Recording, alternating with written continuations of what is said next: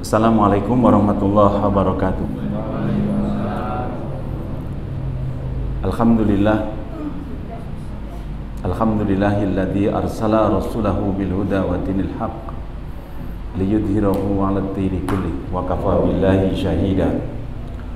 Asyhadu an la ilaha illallah wahdahu la syarikalah wa asyhadu anna Muhammadan abduhu wa rasuluhu la nabiyya ba'da. Allahumma shalli wa sallim ala hadan nabiyil karim Nabiyyina Muhammadin wa ala alihi wa ashabihi wa man tabi'ahum bi ihsanin ila yaumiddin. Amma ba'd, qala ta'ala fi kitabihil karim, a'udzu billahi minasyaitonir rajim. Ya ayyuhalladzina amanu taqullaha haqqa tuqatih wa la tamutunna illa wa antum muslimun. Wa qala Allah ta'ala aidan, innama ya'muru masajidallahi man amana billahi wal yaumil akhir wa aqamas salata wa ataz zakah wa lam yakhsha illallah fa asa ulaika ayyakunu ma'al muhtadin. Bapak, ibu-ibu dan saudara sekalian yang insyaallah dimuliakan Allah Subhanahu wa taala. Malam ini kita bersyukur kepada Allah Subhanahu wa taala kita dipertemukan di rumah Allah. Tidak ada satu pertemuan yang paling indah, paling baik kecuali di rumah Allah Subhanahu wa taala. Dan inilah rumah Allah, rumah yang paling dicintai oleh Allah Subhanahu wa taala. Tempat yang paling dicintai oleh Allah Subhanahu wa taala. Bagaimana Rasulullah sallallahu alaihi wasallam katakan, "Akhabbul bilad ilallah masajiduha wa abghadul bilad ilallah aswaquha." Rawahu Muslim. Jadi di bumi itu yang paling, tempat yang paling dicintai oleh Allah adalah masjid. Akhabbul bilad, tempat yang paling, bumi yang paling dicintai oleh Allah Subhanahu wa taala adalah masjid, rumah-rumah Allah. Wa abghadul bilad, dan tempat yang paling dibenci oleh Allah Subhanahu wa taala aswaquha, apa? Pasar, kan gitu. Jadi kalau panjenengan berangkat dari rumah ke masjid, itu berarti panjenengan kepingin dicintai oleh Allah SWT, karena tempatnya saja dicintai oleh Allah, tempatnya paling disukai oleh Allah SWT. Kalau panjenengan berangkat dari rumah di tempat masjid, ke rumah-rumah Allah SWT, berarti panjenengan menuju kesukaan Allah SWT. Demikian pula sebaliknya, tempat yang paling dibenci oleh Allah SWT adalah pasar. Bukan berarti jenengan gak boleh ke pasar. Iya, bukan berarti itu, salah. Kenapa kok pasar itu dibenci oleh Allah Subhanahu wa taala? Imam Nawawi mengatakan pasar adalah tempat orang-orang yang menipu, tempat transaksi riba. Kemudian Imam Nawawi mengatakan tempat sumpah palsu, tempat orang yang bohong, menyalahi janji, ya. Dan kebanyakan di antara mereka, orang-orang di pasar itu tidak ingat sama Allah Subhanahu wa taala. Kemudian Salman Al-Farisi seorang sahabat Nabi Shallallahu alaihi wasallam, sebagaimana diriwayatkan Imam Muslim, beliau mengatakan, jika kalian bisa masuk pasar, janganlah menjadi orang yang pertama masuk pasar, dan janganlah kalian sampai terakhir masuk pasar. Kenapa? Karena pasar adalah tempat berkumpulnya setan. Tempat berkumpulnya setan. Di sana mereka menancapkan bendera-benderanya. Bapak, ibu-ibu, jelas ya. Jadi pasar itu seperti itu. Apalagi sekarang pasar itu dibagi dua, pasar tradisional dan pasar modern. Nah, ya. Pasar tradisional di timur ini ada pasar tradisional. Tempat panjenengan dulu bagi-bagi masker. Mana Pak Yudi? Waktunya Covid dulu ya. Itu tempat tradisional. Nah, pasar-pasar modern ya seperti mall. Ya. Dengan AC, dengan penjualnya yang jenengan semuanya seneng. Iya. Nah, sekarang saya tanya, jenengan lebih seneng ke masjid atau tempat-tempat itu? Jenengan lebih nyaman mana? Di masjid atau di mall? Di masjid berapa jam?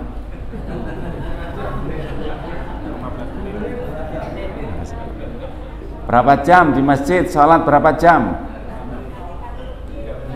Saya nggak tanya Bapak, biasanya ibu-ibu yang suka ke pasar. Jenengan ke pasar dengan ke masjid seneng mana, Bu? Jujur saja, nggak usah ditutup-tutupi. Ya. Yang saya maksudkan pasar modern. Pasar modern di sini di mana? Di Probolinggo.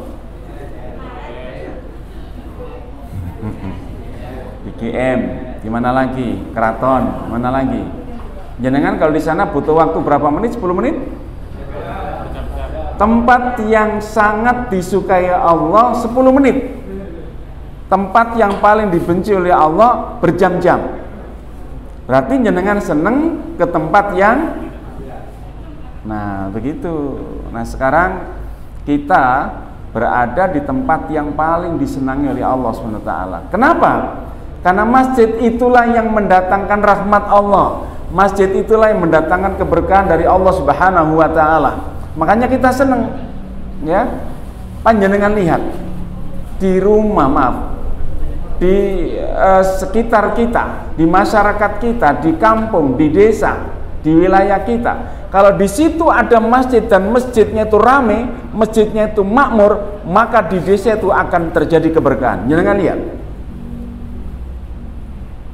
Di pabrik, di perusahaan yang di situ ada masjid, kemudian masjidnya makmur, saya yakin perusahaan itu, pabrik itu akan memperoleh keberkahan dari Allah SWT. Seperti itu, Pak. Dan itu nggak cukup amin. Nggak cukup amin. Panjenengan harus apa? Harus ikut memakmurkan. Ya.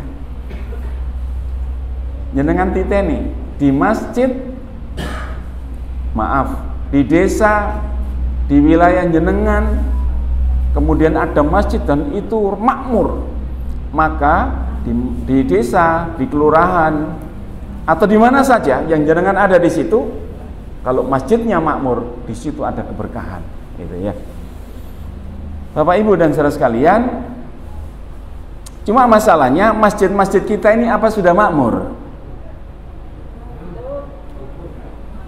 Masjid ya apa itu? Tolak ukurnya makmur itu bagaimana? Banyak jamaahnya, banyak sandal hilang. Ya, tapi insya Allah enggak. Ya jangan sampai ke sana. Banyak jamaahnya, tolak ukurnya itu. Masjid bukan hanya sebagai tempat sujud saja. Kalau kita kembali kepada masjid itu cikal bakal sebuah peradaban Islam. Rasulullah Shallallahu Alaihi Wasallam pada saat awal-awal beliau dari Mekah hijrah ke Madinah, apa yang dibangun? Masjid. Beliau tidak membangun rumah, beliau tidak membangun istana, beliau tidak membangun kerajaan, tidak. Tapi yang dibangun oleh beliau adalah Masjid Quba, masjid. Ya, di masjid itulah Rasulullah Shallallahu Alaihi Wasallam persatukan umat. Karena itu Bapak dan saudara sekalian, di masjid di mana Rasulullah Shallallahu Alaihi Wasallam bangun, ternyata di situ sebagai tempat mencari ilmu. Rasul membina umat pada saat itu di masjid. Rasul membina masyarakat ada di masjid. Rasul memilih beberapa pasukan-pasukannya di masjid. Rasulullah Shallallahu Alaihi Wasallam membina masyarakat, menyelesaikan problematika masyarakat, membicarakan masalah ekonomi di masjid. Oh ya, apalagi menikah di masjid. Oh iya, a'linun nikah kafil masajid, proklamirkan nikah-nikah kalian di masjid. Ada di antara kalian dulu nikahnya di masjid? Barokah. Yang nggak nikah di masjid, nikah lagi. Wah, kalau sudah bicara nikah seneng sekali, Pak. Apalagi istri gak di rumah, ya. Istri di Madiun, suami di sini, ya susah. Ya. Kepengennya pulang terus gitu ya. Oh ada. Kalau ada saya minta maaf, Bu. Baik, Bapak Ibu dan saudara sekalian. Jadi inilah bedanya. Masjid itu seperti itu pada zaman Nabi Shallallahu Alaihi Wasallam. Makanya kalau masjid itu hanya ditutup, dibuka pada saat-saat sholat, ditutup ketika selesai sholat, ya. Maka masjid itu hanya untuk sholat saja, dan itu tidak salah.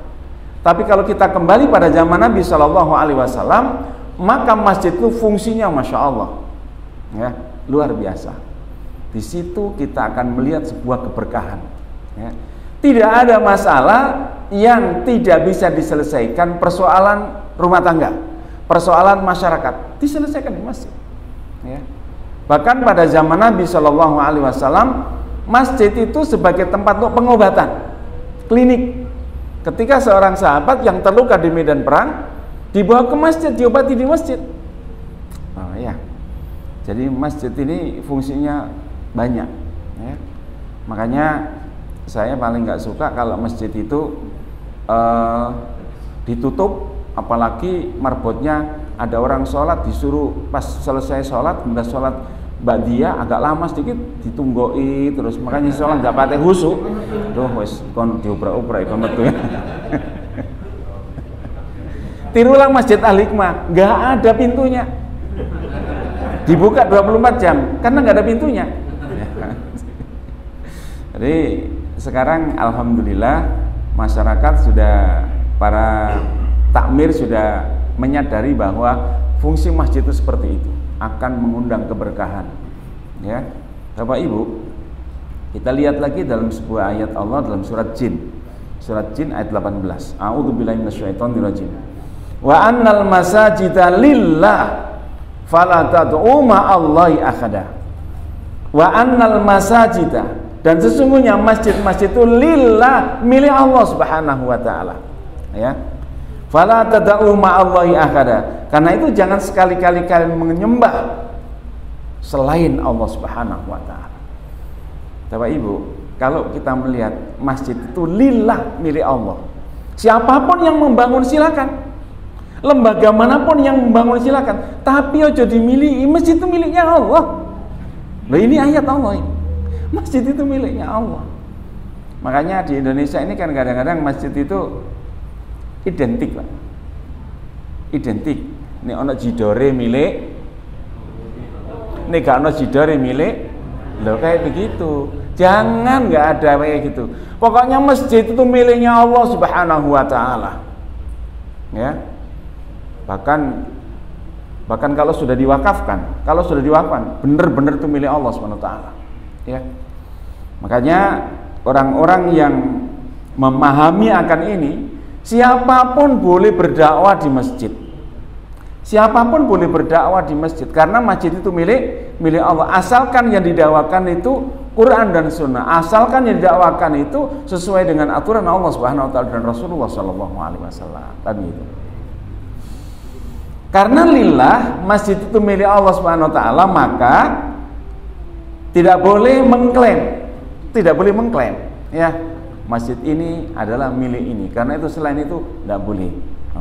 Masjid ini milik ini, karena itu yang tidak ini tidak boleh mengisi pengajian. Salah, itu sama dengan menutup dakwah di sebuah masjid. Masjid itu milik Allah, harus istighfar memilih masjid kayak gitu, ya.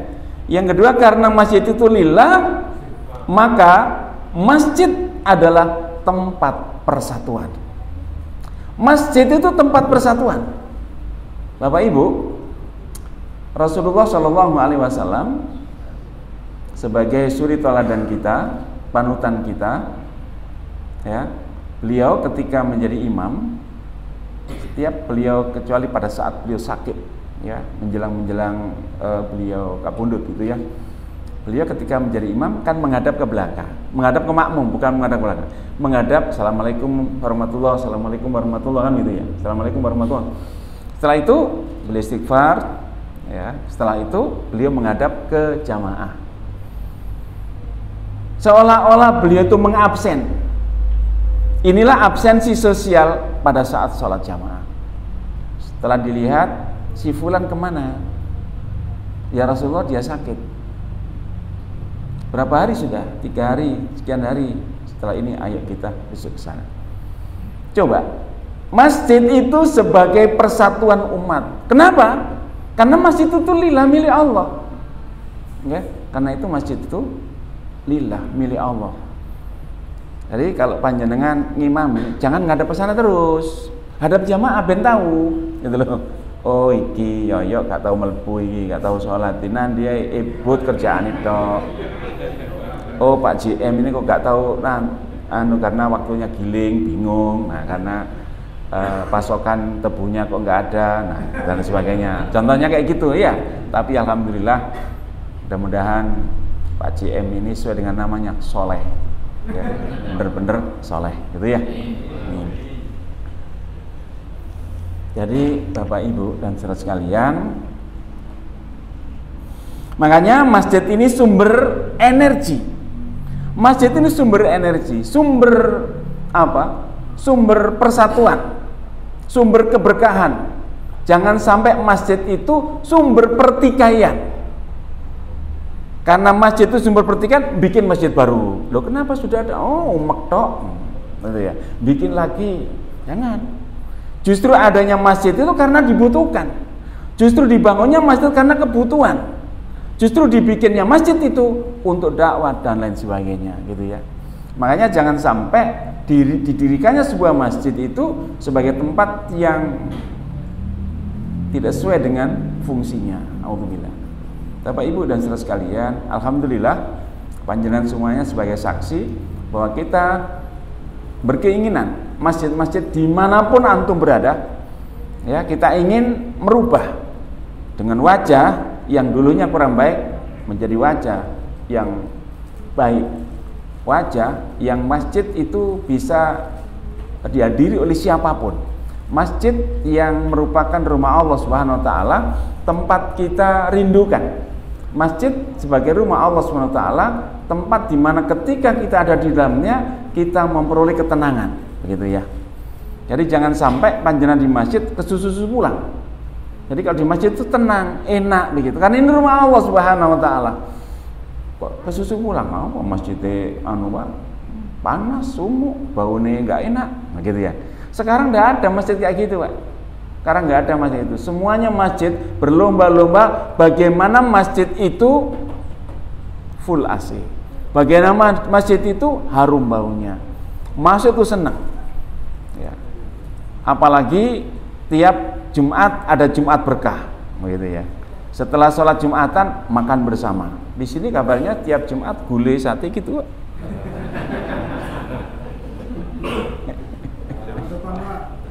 Nama?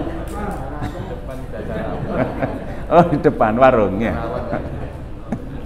Alhamdulillah ya. Semuanya berlomba-lomba ke sana, Pak. Kenapa? Menyenangkan jamaah. Bagaimana jamaah itu senang? Ya, bagaimana jamaah itu senang? Dan kalau kita beberapa kali studi banding ke Jogja, ke Al-Falah Sragen, ke beberapa masjid yang lain, maka mereka berlomba-lomba untuk menghabiskan infak masjid. Untuk apa? Untuk kemakmuran masjid. Karena itu infak dari jamaah untuk jamaah. Dari jamaah untuk umat Islam. Jangan sampai kita punya masjid kemudian makmur, masyarakat ada yang nggak bisa bayar utang, ada masyarakat gara-gara miskin, sakit, gara-gara nggak punya duit, masjid punya tanggung jawab. Nanti ke sana.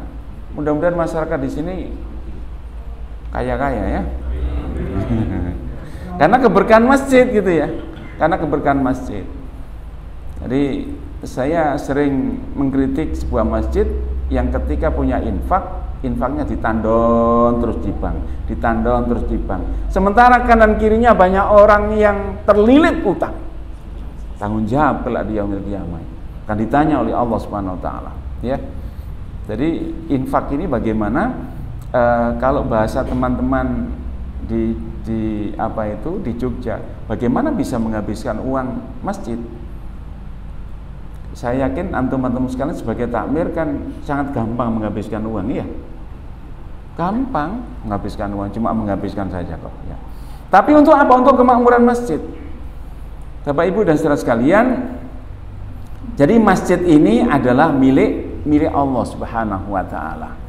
Silakan yang bangun itu lembaga, silakan yang bangun itu yayasan, silakan yang membangun itu pabrik. Tapi sekali lagi, masjid ini milik Allah Subhanahu wa taala, ya.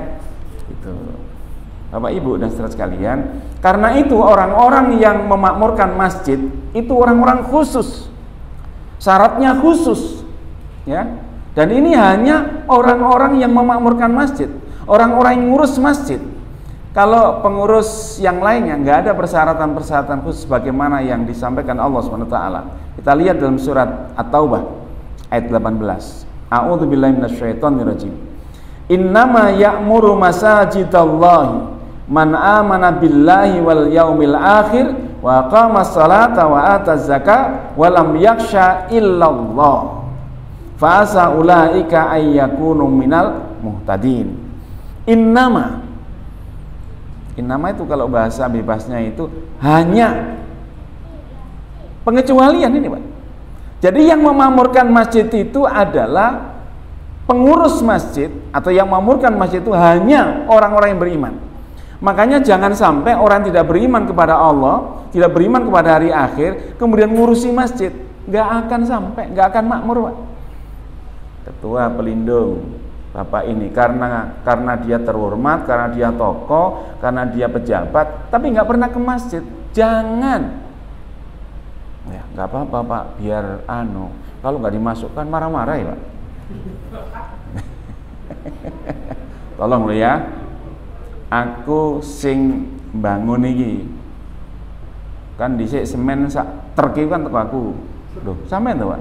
Iya, lah tak tulis Abdullah hamba Allah, aku itu. Hamba Allah dari aku, Pak. Jangan lupa. Terus jenengan dipakai apa? Pembina. Padahal dia nggak pernah ke masjid, rumahnya dekat masjid. Ya. Jangan sampai Bapak dan saudara sekalian ada masjid yang takmirnya itu dari jauh-jauh. Ngumpulnya saulan pisah. Ya. Ada kan kayak gitu, Pak? Masih ada masjid-masjid kayak gitu. Jadi pembinanya, kemudian penasihatnya, ketuanya, sampai ke bawah. Bukan orang-orang yang memakmurkan masjid, bukan orang-orang yang rutin di masjid. Ya. Jangan harap masjid itu akan membuat sebuah peradaban Islam. Ya. Tidak mungkin peradaban Islam akan lahir di sana.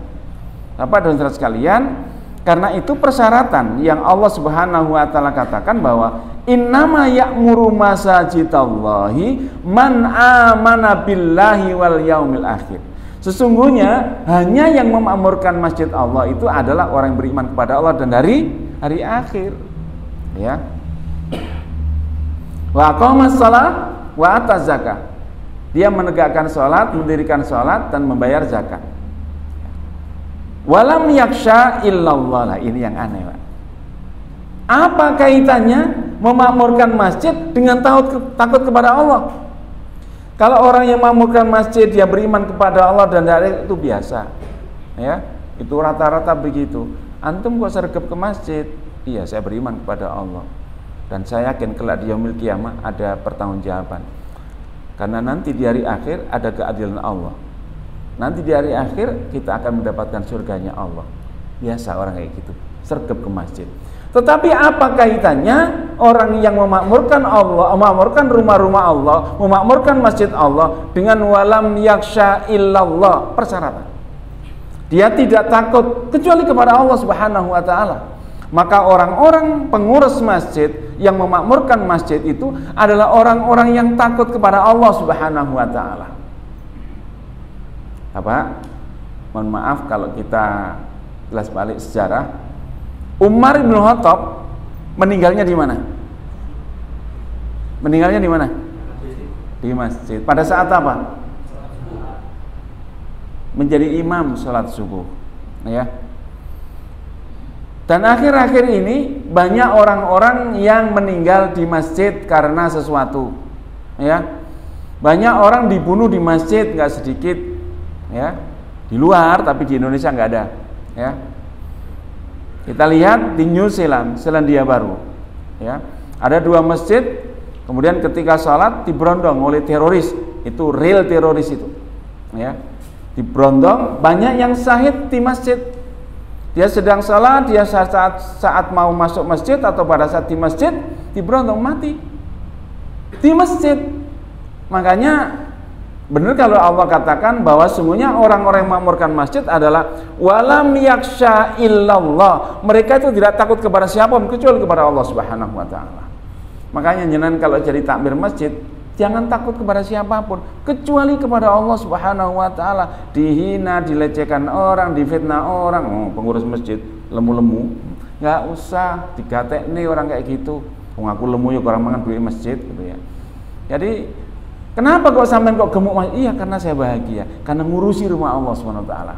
Makanya jenengan boleh ngurusi lembaga ini, boleh mengurusi ini, tapi jenengan banggalah ketika ngurusi rumahnya Allah Subhanahu wa taala. Jenengan jadi pejabat di pabrik silakan. Jenengan jadi punya jabatan apapun di kelurahan jenengan, di tempat tinggal jenengan, di kantornya silakan. Tapi jenengan harus bangga ketika menjadi marbot. Apa marbot itu? Apa marbot itu? Mar dan bot. Jadi marbot ini orang-orang yang ngurusi masjid. Ya. Panjenengan harus bangga itu. Karena ngurusi rumahnya Allah Subhanahu wa taala. Makanya kalau ada pengurus-pengurus rumah Allah kok enggak makmur? Kok enggak makmur? Kok pancet ya, Pak? Mulai dari dulu sampai sekarang pengurusnya ya kutok. Nang sampean enggak kelem digenti kuwi pancet ayo yuk. Jamaahnya ya seperti itu. Jadi kalau panjenengan ngurusi masjid sejak dulu sampai sekarang enggak makmur jamaahnya ya iku sing salat subuh ya ibarat matahari itu orang-orang yang sudah matahari itu sudah mau terbenam. Jamaahnya ya itu saja ya. Ayo kita introspeksi. Jangan-jangan Allah mboten kersa rumahnya itu ditakmiri panjenengan. Jangan-jangan Allah enggak suka rumahnya itu diurusi panjenengan sehingga enggak makmur. Karena sesungguhnya makmur dan tidaknya masjid itu kalau kita kembali kepada tauhid, yang menggerakkan orang ke masjid Allah Subhanahu wa taala. Gitu ya. Makanya Bapak dan Saudara sekalian, jangan takut kecuali kepada Allah Subhanahu wa taala. Ya apa ya ngurusi masjid saulane iku mesti sekian juta. Tekon di duit takut lagi kan? Takut lagi. Kalau jenengan ngurusi rumahnya Allah jangan takut karena Allah Maha Kaya. Kalau rumahnya ini diurusi panjenengan dan jenengan iman kepada Allah dan hari akhir, menegakkan salat, menunaikan zakat, tidak takut kecuali kepada Allah Subhanahu wa taala, pasti jenengan akan diberikan kemudahan, kelancaran dalam mengurusi rumah-rumah Allah Subhanahu wa taala. Makanya memilih orang-orang yang duduk di masjid itu harus orang-orang khusus yang memiliki kriteria tadi itu. Ketika uang nggak ada di masjid, sholat tengah malam memohon kepada Allah, sehingga banyak orang-orang digerakkan hatinya untuk memberikan donasinya di masjid Allah, di rumah Allah itu.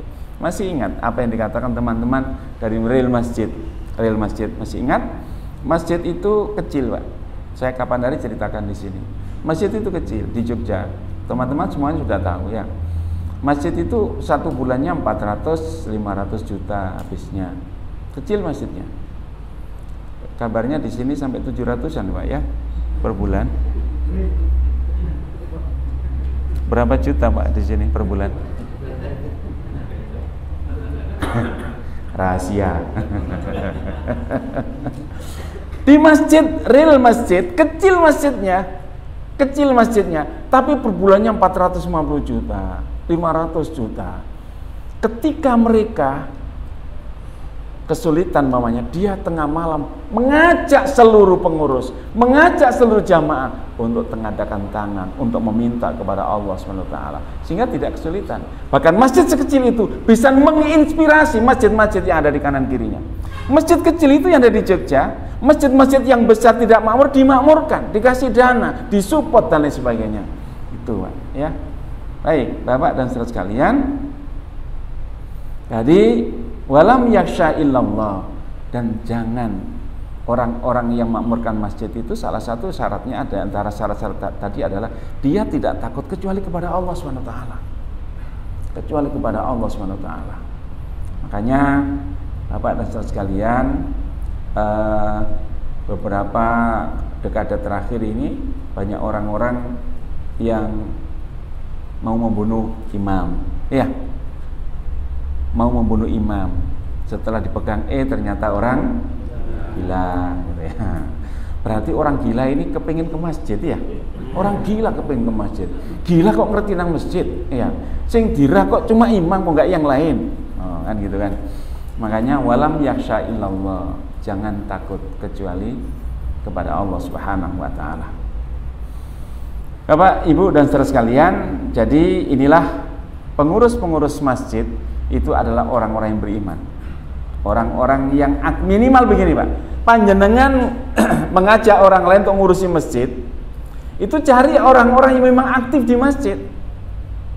Jangan angger tokoh, jangan angger pejabat, jangan angger dia orang kaya, jangan angger dia apalah di lingkungan jenengan. Kowe tak dadekno pengurus masjid. Ben jenengan ini kalau kok pas gitu loh.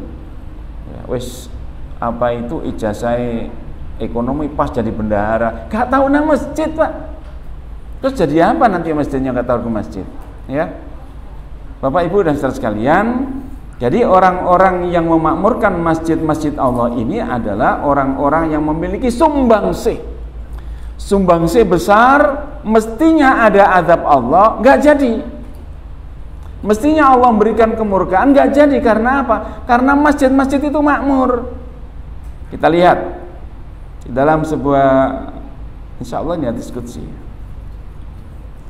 Dalam sebuah hadis qudsi, Allah Subhanahu wa taala mengatakan gini, inni la'ahummu bi ahlil ardi, inni la'ahammu bi ahlil ardi adzaban fa idza nadartu ila ummari buyuti wal mutahabbina wal mustaghfirina bil ashar sarafat adzabi anhum, ya. Sesungguhnya aku ingin mengazab penduduk sebuah bumi. Aku ingin mengazab penduduk di sebuah tempat. Azab ini kan erat kaitannya dengan apa? Dengan kemaksiatan. Boleh jadi karena di lingkungan itu maksiatnya merajalela. Boleh jadi di lingkungan itu kemurkaannya, kemaksiatannya, dosa yang dilakukan penduduk itu sudah terlalu parah sehingga Allah ingin mengazab. Gitu ya. Kemudian Allah Subhanahu wa taala katakan fa idza nadartu ila ummari buyuti. Ketika aku melihat rumah-rumahku dimakmurkan, yaitu masjid-masjid itu dimakmurkan. Yang kedua, wal mutahabbina, orang-orang muslim, orang mukmin saling mencintai. Kemudian yang ketiga, wal mustaghfirina bil ashar, dan mereka istighfar menjelang subuh. Sarafat adzabi anhum, aku tidak jadi mengazab mereka. Makanya ketika sebuah kemaksiatan itu merajalela, ya, Allah akan azab. Tetapi di situ ada masjid yang itu makmur, nggak jadi, Pak. Ya, nggak jadi. Makanya jenengan yang memakmurkan masjid ini, kalau orang ngerti, Pak, bersyukur masjid ini makmur. Jenengan cari tempat tinggal dekat masjid. Karena kalau masjidnya makmur, Allah tidak akan mengadab, Allah tidak akan memberikan bencana di situ. Ya. Jangan terus kalau sudah dengar hadis kayak gini jangan terus bangga. Oh, adab mesti ini tapi nggak ada gara-gara aku. Jangan, ya. Jangan gara-gara gitu. Bapak Ibu dan saudara sekalian, kalau kita melihat akhir-akhir ini banyak bencana, banyak musibah, iya. Musibah bencana ini kan banyak. Kalau nggak banjir, tanah longsor. Kalau nggak tanah longsor, gempa bumi. Apalagi? Kebakaran. Apalagi? Puting beliung. Apalagi? Macam-macam, Pak. Iya. Ya. Tsunami jarang.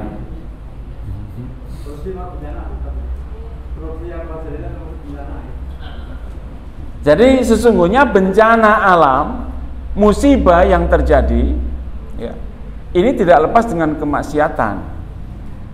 Tidak lepas dari kemaksiatan. Dan kemaksiatan, alhamdulillah di negara kita kan tidak ada kemaksiatan. Ya. Di lingkungan kita kan nggak ada kemaksiatan. Karena itu bersyukur panjenengan ya. Mestinya Allah azab nggak jadi. Mestinya Allah azab nggak jadi. Padahal dalam hadis Nabi itu katakan gini. Idza dhaharal ma'asi fi ummati ammahumullah bi'adzabin min indi. Idza dhaharal ma'asi fi ummati, ketika kemaksiatan itu merajalela di kalangan umat ya. Idza dhaharal ma'asi, jadi ketika maksiat itu sudah terang-terangan, idza dhaharal ma'asi fi ummati, di kalangan umat, maka umat itu akan aku kasih azab. Para sahabat bertanya, ya Rasulullah, apakah pada saat itu tidak ada orang-orang yang saleh? Ada orang saleh, tetapi mereka diam, sehingga Allah mengazab mereka. Yang berbuat maksiat diazab, yang berbuat dosa diazab, termasuk orang-orang mukmin juga diberikan musibah. Azab itu kan bagi mereka yang maksiat. Tapi di situ yang muslim juga kena, yang mukmin juga kena, ya. Saya mau tanya, ketika ada azab itu yang mukmin, yang muslim kena enggak? Kena semuanya. Kenapa? Karena azab itu, karena maksiat itu tadi. Nah, mestinya harus bersyukur ketika azab Allah siap ditimbakan, nggak jadi gara-gara apa? Satu, kata Allah Subhanahu Wa Taala, fa idza nadartu ila ummari buyuti, ketika aku melihat rumah-rumahku dimakmurkan. Jadi kalau ada masjid-masjid itu makmur, ini sebenarnya andil besar tidak turunnya azab. Siapa yang kepingin azab, Pak? Siapa yang kepingin musibah? Gak ada yang kepingin, Pak. Makanya ayo memakmurkan masjid. Ada sholat jamaah, adzan, Allahu Akbar, Allah berangkat ke masjid, ya. Kalau orang laki-laki kan wajib sholatnya di mana? Di masjid. Kalau orang perempuan di rumah. Kalau di rumah untuk laki-laki,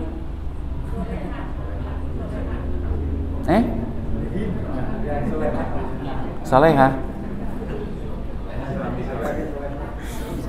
Jadi hadisnya tuh gini, Pak, ya. Sebaik-baik sholat untuk laki-laki itu di rumah, kecuali sholat wajib. Gitu, Pak.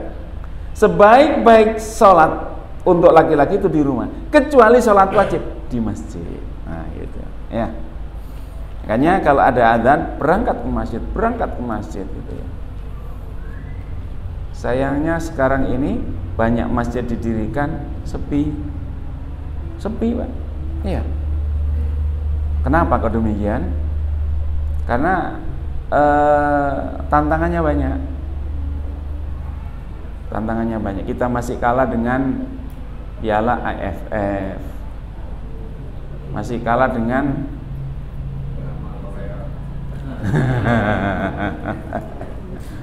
dengan kayak gitu, Pak, ya. Makanya orang yang memakmurkan masjid itu benar orang yang beriman kepada Allah dan hari akhir, ya. Dia tidak takut celaan orang yang suka mencela, nggak takut itu. Itulah orang beriman. Yang kedua, supaya kita tidak kena azab Allah SWT, wal mutahabbina, orang yang saling mencintai karena Allah SWT. Innamal mu'minuna ikhwatun, sesungguhnya orang-orang mukmin itu bersaudara. Jangan sampai beda kelompok, beda golongan, beda partai, beda bendera, bukan saudara saya. Jangan. Siapa saja yang asyhadu alla ilaha illallah asyhadu anna muhammadar rasulullah, dia adalah saudara kita. Al muslimu kal jasadil wahid. Orang Islam itu satu tubuh. Makanya kita ini bersaudara. Namanya saudara, kalau satu sakit, yang lain ikut merasakan sakit. Kalau satu bahagia, yang lain ikut merasakan kebahagiaan, gitu ya. Jangan sampai yang satu bahagia, punya duit banyak dirasani, ya. Yang satu sakit, yang kaya pura-pura nggak tahu, Jangan, bukan bersaudara itu. Jadi yang namanya orang Islam itu jelas Allah katakan kal jasadil wahid, satu tubuh. Ya. Jadi kalau mereka saling mencintai wal mutahabina, ini Allah nggak jadi menurunkan azabnya. Yang ketiga apa? Wal mustaghfirina bil ashar, menjelang subuh istighfar, menjelang subuh istighfar, istighfar terus istighfar. Ya, kalau semuanya yang memamurkan masjid berangkat ke masjid menjelang subuh, kemudian istighfar bareng-bareng, masing-masing pribadi istighfar kepada Allah, inilah yang menjadikan Allah tidak menurunkan azab bagi siapa saja. Bagi siapa saja yang nggak sholat nggak diadab sama Allah, mestinya dia kena adab, nggak jadi. Karena apa? Karena orang banyak yang memakmurkan masjidnya, karena orang mukmin, orang muslim saling mencintai, karena mereka beristighfar menjelang subuh. Bapak Ibu dan saudara sekalian, kembali bahwa masjid ini adalah cikal bakal sebuah peradaban. Makanya masjid itu tidak hanya untuk sholat, tapi bagaimana mendidik juga di masjid. Ya, Rasulullah SAW memberikan ilmu apapun, kita lihat pada masanya dulu, baik itu ilmu agama maupun ilmu diberikan di masjid. Makanya ada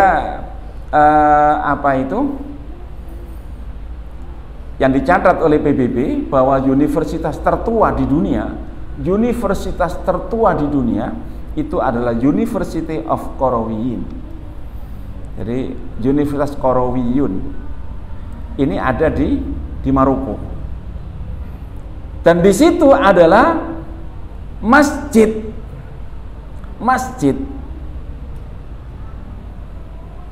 Jami Qarawiyyin. Masjid ini didirikan oleh seorang perempuan bernama Fatimah. Ini punya kekayaan dari hasil warisan orang tuanya. Setelah punya warisan orang tuanya cukup banyak, didirikan masjid. Pada saat mulai dibangun sampai selesai dia puasa terus. Dia mengharap keberkahan masjid itu.